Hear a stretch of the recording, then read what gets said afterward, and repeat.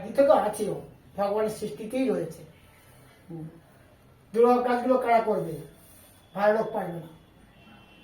জয় শ্রীকৃষ্ণ। রাধে রাধে রাধে রাধে রাধে। অমরত্ব লাভ করে যাদের হত্যা করার জন্য সুন্দর গীতা পাঠ। আমি সব হত্যা করে দেবো, আমি অমর। সে ব্রহ্মার কাছে এই সব প্রার্থনা করেছিল। কি প্রার্থনা করেছিল? আমাকে কেউ মারতে পারবে না, আমাকে অস্ত্র মৃত্যু নাই, রাত্রে মৃত্যু হবে না, দিনে হবে না, আকাশে হবে না, মাটিতে হবে না, সন্ধ্যেতে হবে না, রাত্রেতে হবে না। বহু তপস্যা ব্রহ্মার কাছ থেকে বর প্রার্থনা করেছিল। ব্রহ্মাও সব দিয়ে গেছে, তথাস্তু তথাস্তু তথাস্তু করে দিয়েছে।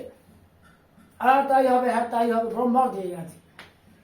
ব্রহ্ম তো জানে যে এই জগতে যাদের জন্ম হয় তাদের মৃত্যু অবশ্যম্ভাবী, এখানে অমরত্ব লাভ হতে পারে না। অমরত্ব নেই, মৃত্যু সব এখানে মর্তলোক। মর্তলোক মানেই তো মৃত্যু লোক। তো এখানে আমরা অমর হয় না। তাও তপস্যার জোরে তো অমরত্ব চেয়ে নিচ্ছে। হ্যাঁ ব্যাস, আর কি। রাবণও চেয়ে নিয়েছিল, প্রচুর ব্রহ্মার কাছ থেকে বর চেয়েছিল, আমাকে কেউ মারতে পারবে না। নরবাণুরের হাতে, নরবাণুর তো আমাদের জল খাবার, ও হয়তো মৃত্যু আছে, ঠিক আছে তাই হবে, ও আমার ধরে ধরে জল খাবার।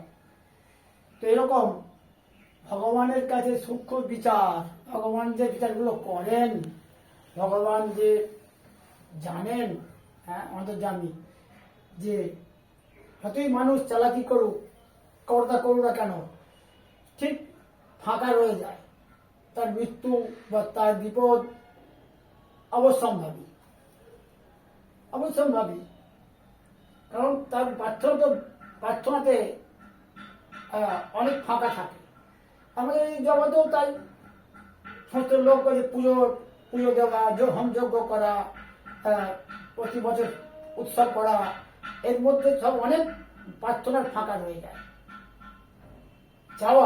প্রভুকে চাওয়ার জন্য অনেক, প্রার্থনার জন্য অনেক জায়গায় ফাঁকা রয়ে যায়, ভুল হয়ে যায়। যেন প্রার্থনা করবে কি, ভুল হয়ে যায়। কোনো দেবদেবীর কাছে, কোনো ভগবানের কাছে যদি প্রার্থনা কেউ করে, সেখানে ভুল হয়ে যায়। একমাত্র যদি সদ্গুরুর অবলম্বনে সে করতে পারে, তাহলে সে পার হতে পারে, উত্তীর্ণ হতে পারে এবং মোক্ষ লাভ করতে পারে। সদ্গুরু অবলম্বন। তো সদ্গুরু কোথায়?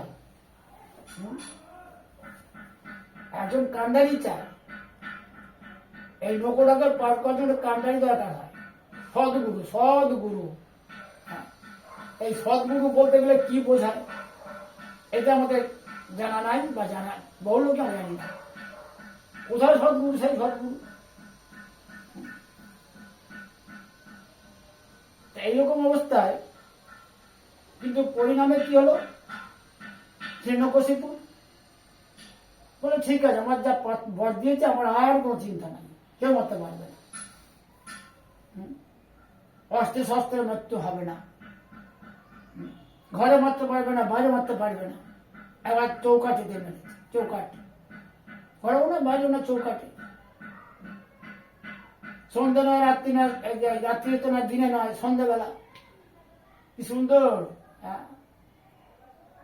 প্রার্থনা, সব ফাঁকা রয়ে গেছে। বলবেন ঠিক আছে, তথাস্তু। এই ভগবানের হাতে, সেই পরমেশ্বর ভগবানের হাতে ইচ্ছে নিহত হয়েছিল।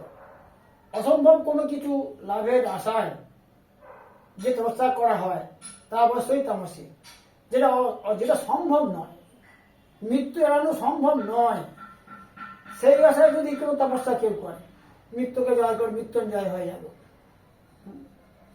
তাহলে তো সেই তামসিক সাধনা, তামসিক যজ্ঞ, তামসিক দান। এই বলছেন এখানে।